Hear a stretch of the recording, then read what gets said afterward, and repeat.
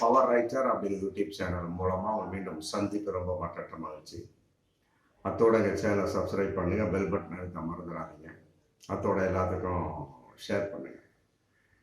அதாவது ஒரு காலத்தில் பாமகவோட நிலைமை எப்பொழுதுன்னா எங்கும் தமிழ், எதிலும் தமிழ், தமிழ் தமிழ் தமிழ் கலாச்சாரம், தமிழ் பண்பாடு, அந்த தமிழர்களுங்க எங்களுக்கு திராவிடமே ஒத்துக்காது. ஒரு குறிப்பிட்ட ஒரு 6 வருடங்களுக்கு முன்னால கூட ராமதாஸ் சொன்னாங்க, பாமக நம்ம திராவிட கட்சிகள் நாங்கள் கடைசி வரைக்கும் கூட்டணி வைத்துக் கொள்ள மாட்டோம், நம்ம எங்களுக்கு திமுகவும் வேணும் அதிமுகவும் வேணும் அப்படிலாம் ரொம்ப போல்டா இருந்தாங்க. ஆமாம், இந்த அளவுக்கு இங்க ஒரு தமிழ் தமிழ் எதிலும் தமிழ். அதே மாதிரி கடைகளில் தமிழில் தான் பெயர் வைக்கணும், அதுக்கு ஒரு போராட்டம் பண்ணாங்க. அப்புறம் உயர்நீதிமன்றங்களில் வழக்காடு மொழியாக தமிழை கொண்டு வர வேண்டும் அப்படின்னு ஏகப்பட்ட விஷயங்கள். அது மாதிரி நிறைய எங்கும் தமிழ் எதிரும் தமிழ் சொல்லி போட்டு பயங்கரமா பண்ணிக்கிட்டு இருந்த ஒரு நிலைமை இன்னைக்கு ரொம்ப தலைகீழாக மாறிவிட்டது அப்படிங்கிறத ரொம்ப நிதர்சனமான, ரொம்ப ஒரு கீழூன்றி பார்க்கக்கூடிய ஒரு சூழல்.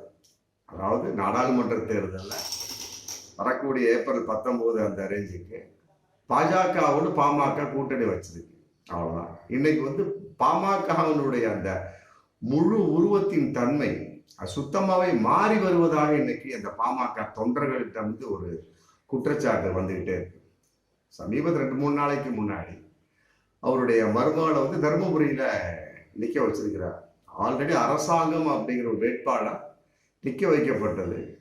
அதை மாற்றி திடீர்னு அறிவிச்சு தன்னுடைய மருமகளை சௌமியா அன்புமணி ராமதாஸ் ஐயா பாமக நிக்க வச்சிருக்கிறாங்க தருமபுரி நாடாளுமன்ற தொகுதியில. அதற்கும் பல விதமான எதிர்ப்புகள். ஆமா, சொல்லுவாங்க இல்லையா, வாரிசு அரசியல் அப்படிம்பாங்க. ஆமா, அவர் வாரிசு அரசியல் ஏற்றா தன்னுடைய கட்சி நிலைப்பாட்டை கொண்டு வந்தார். ஆரம்பிக்கும் போதுல ஆமா, என்னுடைய கட்சியில யாரையுமே நான் உள்ளே சேர்க்க மாட்டேன் அப்படின்னா ஒரு பையனை சேர்த்துட்டாரு, அப்புறம் மருமகளை சேர்த்துட்டா, அப்படியே ஒண்ணு அப்படியே குடும்ப கட்சியா ஆயிடுச்சு, வாரிசா மாறிடுச்சு. அதெல்லாம் ரொம்ப நாள் ஆச்சு. ஆமா, அதை பத்தி இதுல பேச வேண்டாம், அதுக்கு தனியா வீடியோ போட்டாச்சு, அதை நீங்க பாத்துக்கிடுங்க. அதே மாதிரி அந்த சௌமியா அன்புமணி ராமதாஸ் தர்மபுரி மாவட்டத்துல மேட்டூர் சட்டமன்ற தொகுதியில ஓட்டு கேட்க போயிருக்காங்க 2-3 நாளைக்கு முன்னாடி. போகும்போதுல அவங்க சுத்தமான தமிழச்சு, அதுல எந்த ஒரு மாற்று கருத்தும் இல்லை. நார்மலா அவருடைய கட்சி நிலைப்பாடும் தமிழ் தமிழ் தமிழ் எதிலும் தமிழ் எங்கும் தமிழ் பொங்கும் தமிழ். நம்ம பொங்கும் தமிழ் அப்படிங்கிறதுலாம் ஒரு அடக்கத்துல வச்சுக்கிற மாதிரி கூட கேட்கிறாங்க. அந்த மாதிரிதான் வச்சிருக்காங்க. அப்படி ஒரு நிலைப்பாடு உள்ள ஒரு பாமக நம்ம அன்புமணி ராமதாஸ் அறிவிக்கப்பட்ட அந்த வேட்பாளர் என்ன பண்றாங்க, டக்கு நேரே நாம் அன்புமணி ராமதாஸ் அதுக்கு ஹிந்தியில் பேசக்கூடிய ஒரு தமிழ்நாட்டுக்குள்ள ஹிந்தியில் பேசக்கூடிய ஒரு என்னன்னு கேட்டா, அங்க இஸ்லாமியர்கள் ஒரு 30-40 குடும்பம் இருக்கிறாங்க. இஸ்லாமியர்கள் அங்க மட்டும் கிடையாது, எங்கெல்லாம் இருக்கிறாங்க. ஆமா, அதற்காக இஸ்லாமியர்கள் ஹிந்தியில் பேச வேண்டும் அவசியம் என்ன வந்தது அப்படிங்கிற பயங்கரமான ஒரு கேள்வி இருக்கு. பொதுவாகவே பார்த்தீங்கன்னா இஸ்லாமியர்களா என்னப்பா ஒரு ஹிந்தி தெரிஞ்சிருக்காங்க, உருது தெரிஞ்சிருக்காங்க அப்படின்னு பல பேர் இன்னைக்கு நினைச்சிட்டு இருக்காங்க. மிகப்பெரிய ஒரு தவறு. இஸ்லாமியன் அப்படின்னா ஹிந்தி தெரிய வேண்டிய அவசியம் கிடையாது, உருது தெரிய வேண்டிய அவசியம் கிடையாது. சொல்ல போனா இஸ்லாமியத்துக்கும் ஹிந்தி உருதுக்கு சம்பந்தமே கிடையாது. இஸ்லாம் என்பது அரபி மொழி சம்பந்தப்பட்டது. அதனால அரபி தெரியாம கேட்டாலும் அது ஒரு நியாயம் இருக்கு. இஸ்லாமியனை பார்த்தீங்கன்னா அரபி தெரியுமான்னு கேள்வி, ஹிந்தி தெரியுமா, உருது தெரியுமா, ஹிந்தி தெரியாவிட்டால் இஸ்லாமியன் கிடையாது, உருது தெரியாவிட்டால் இஸ்லாமியன் கிடையாதுன்னு பல பேர் பேசிட்டு இருக்காங்க. மிகப்பெரிய தவறான ஒரு கருத்து. அதன் அடிப்படையில் சௌமியா அன்புமணி ராமதாஸ் பாமக வேட்பாளர் என்ன பண்றாரு, ஹிந்தியில பேசுறாங்க. ஆமா, பார்க்க கீழே இருக்கக்கூடிய ஜி.கே. வாசன் மற்ற கூட்டணி கட்சிகள் மிகப்பெரிய ஒரு அதிர்ச்சி. நம்ம படித்தாமா, ஆமா, நிறைய மொழிகள் தெரிஞ்சிருக்க வாய்ப்பு இல்லை. அதன் அடிப்படையில் இஸ்லாமியர்கள் கூட இருக்க நிறைய இருக்கக்கூடிய அந்த மேட்டூர் சட்டமன்ற தொகுதியில் ஹிந்தியிலே பேசியிருக்கிறாங்க. அந்த அளவுக்கு அவசியமே கிடையாது என்பதான் ஆமா எங்களை போன்றோட நிலைப்பாடுதான். இஸ்லாமியர்களுக்கு பேசக்கூடிய தமிழில் தமிழே பேசலாம். அதாவது தமிழகத்தில் இருக்கக்கூடிய இஸ்லாமிய எல்லாமே அரேபியாவில் இறங்குவது கிடையாது, ஹிந்தியிலிருந்து வந்தவங்க கிடையாது.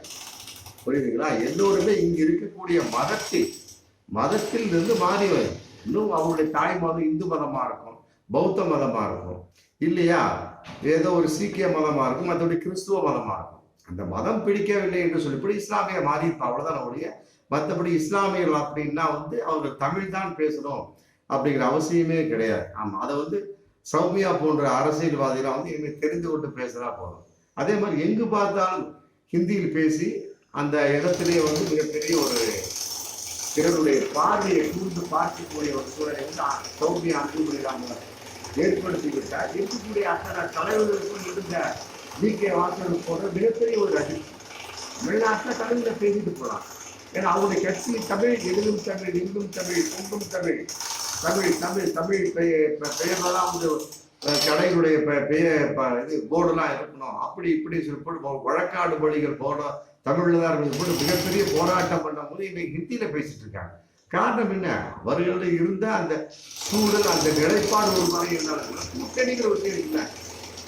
மாட்டோட கலந்த புள்ளிட்டிக்கலாம், வேறு மிருகத்தோட கலந்தா என்ன பண்ண முடியும்? அது என்ன திங்க யாருக்கா திங்க முடியும்?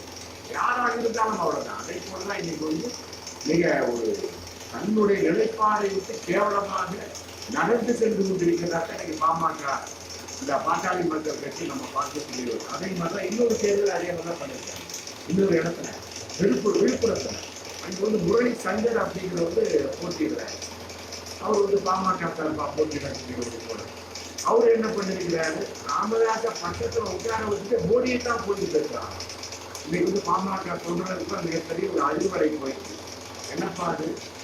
ஆமா, ராமதாச உட்கார வச்சு மோடியை புகழ்ந்து பேசுறாரு. அவரு ஹிந்தியில பேசுறாரு. யாரு? முரளி சங்கர், விழுப்புரம் பாமக நாடாளுமன்ற வேட்பாளர். பாருங்க, பாமக குறித்து போட்டா தமிழ், இங்கும் தமிழ், இங்கும் பொங்கும் தமிழ் அப்படிங்கிற மாதிரிலாம் மிகப்பெரிய ஒரு பேனர் இன்னைக்கு மாறிக்கிட்டு வருது. காரணம் என்ன? சேருவாரோடு சேர்ந்து அவ்வளவுதான், முடிஞ்சு போச்சு. பாருங்க, பாருங்க இன்னமும் தலையில தண்ணி குடிச்ச நம்ம ஆச்சா போச்சா செக்கால வடக்கால எனக்கு மோடி தான் சுகம்.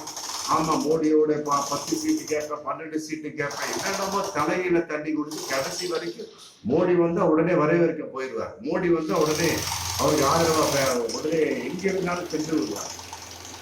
இப்படி ஒவ்வொரு நிலைப்பாடா இருந்தார் இந்த ஓபி பன்னீர்செல்வம். ஏன்னா அதிமுக அன்னைக்கு நம்ம இன்னும் அதிமுகன்னு சொல்லவே முடியாது, மொட்டையா ஓபிஎஸ் தான் சொல்லக்கூடிய ஒரு சூழல் தான் இன்னைக்கு. ஆமா, பன்னீர்செல்வத்துக்கு இன்னைக்கு பாமகவில் ஒரு சீட்டை கொடுத்து கேவலப்படுத்தி விட்டார் அப்படிங்கிற பகிரங்கமான ஒரு சூழல் போயிடுச்சு. ஒரு சீட், இந்த ஒரு சீட்டு கூட தாமரை நிற்குன்னு சொன்னா அவரு பார்த்தாரு. நான் ரெட்டையடைய கோர்ட்ல கேஸ் போட்டுருக்கேன், இதுல நின்றாது இன்னும் மிகப்பெரிய பிரச்சனை வந்தான். அதனால நான் தனிப்பட்ட முறை சுயேட்சையாக வாரிசு இடத்துல இருக்கிறாங்க. அந்த வாரிசு இடத்துல நின்றுட்டு இருக்கிறார். இந்த தாண்டோடு அப்படின்னா பின்னால பார்த்தா இன்னொரு ஓபிஎஸ் அப்படின்னு ஒரு சுயேட்சை வேட்பாளர், இன்னொரு வேட்பாளர், அவரு பேரும் ஓ பன்னீர்செல்வம், மொத்தம் 6 வேட்பாளர் இவரோட சேர்ந்து. ஓ பன்னீர்செல்வம் அதிமுக வந்த இவர் பன்னீர்செல்வம் ஒரிஜினல் ஓபிஎஸ். ஆமா, இது இல்லாம டூப்ளிகேட்டா 5 ஓபிஎஸ் சேர்ந்துருக்காங்க. மொத்தம் 6 ஓபிஎஸ் ராமநாதபுரத்தை போட்டிட்டு இருக்காங்க. இன்னைக்கு அவருடைய 2வது மகன் வீடியோ போடுறேன். இதெல்லாம் எடப்பாடியினுடைய நிலைப்பாடு அப்படின்னா இதெல்லாம் சொல்ல முடியும். அது எப்படி கரெக்டா கண்டுபிடிச்சு எங்க அப்பா ஓபிஎஸ் நிற்கிறாரு, எப்படி எடப்பாடி கரெக்டா ஓபிஎஸ்ஸாவே கூட்டிட்டு வர முடியுமா? இந்த ஏரியாவில் அங்க இருக்கக்கூடியவங்க அந்த நிலைமைக்கு தகுந்த மாதிரி அவங்களுடைய பெயர் ஓபிஎஸ் ஆக இருக்கு, அவ்வளவுதான். அப்ப பேரு ஆமா பன்னீர்செல்வம் முடிஞ்சு போச்சு. அதன் அடிப்படையில் அவங்க இன்னைக்கு ஓபிஎஸ்க்கு ஆதரவா எதிர்ப்பாங்கிறது தெரியல. ஆமா, எங்க குத்துனாலும் தெரியும் ஓட்டு அவருக்கு போமாகவே நீ சந்தேகமா இருக்கு. கட்டாயமா நிறைய ஓட்டுகள் பிரிய வாய்ப்பு. ஆமா, பாவம் மோடிய நினைச்சு தங்கத்தேர்லாம் இழுத்தாரு. எந்த ஒரு 5 நிமிஷம் பிரயோஜனமே கிடையாது.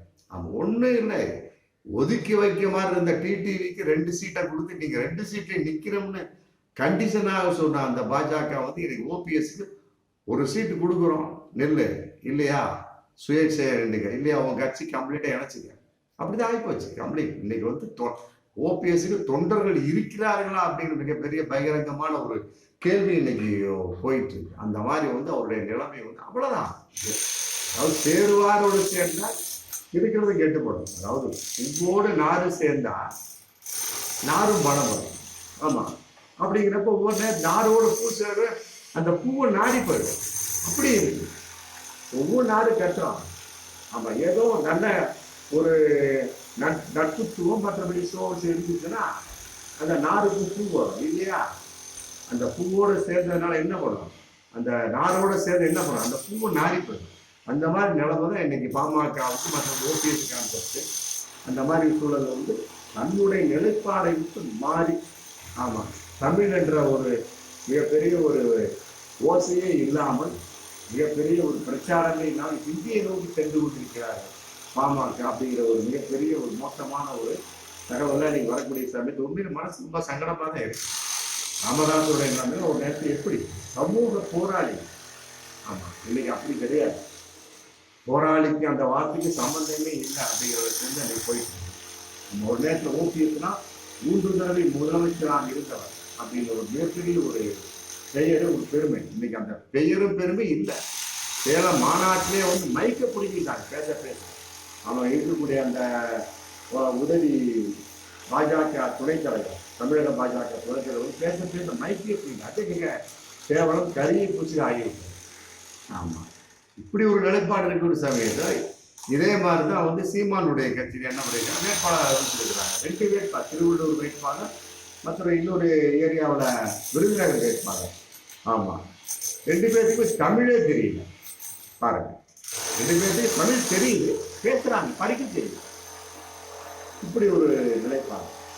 திராவிடம் கூடாது, தமிழ் தான், தமிழ் எங்கள் உயிருக்கிட ஆச்சா போச்சா நாங்கள் எல்லாமே மாறிக்கிட்டு வருது. காரணம் என்ன, சூழல், சேரக்கூடிய அந்த நண்பத்துவம், அந்த நிலைப்பாடு தான், வேற ஒண்ணுமே கிடையாது. அதனால வந்து தங்களுடைய கட்சி எந்த அளவுக்கு உயர்வாக இருந்தோ அந்த அளவுக்கு தங்களுடைய கட்சி அவர்களாக தரம் தாழ்த்தி கொள்கிறார்கள் அப்படிங்கிறது பகிரங்கமான உண்மை. மீண்டும் அடுத்த வீடியோ சந்திப்போம். நன்றி.